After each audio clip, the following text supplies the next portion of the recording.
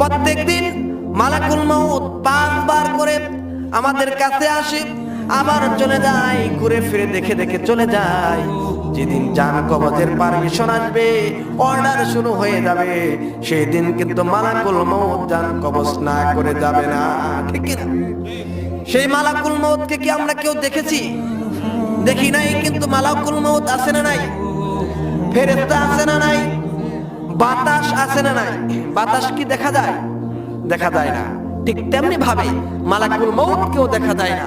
মালাকুল মউত যেদিন জান কবজের অর্ডার হয়ে যাবে, সেদিন কিন্তু জান কবজ না করে ফিরে যাবে, ঠিক কি না? নবী মুসা কালিমুল্লাহর নাম আপনারা শুনেন নাই? এত রাগী মেজাজের নবী ছিলেন। তার কাছে একদিন জান কবজ করার জন্য মালাকুল মউত আসলেন।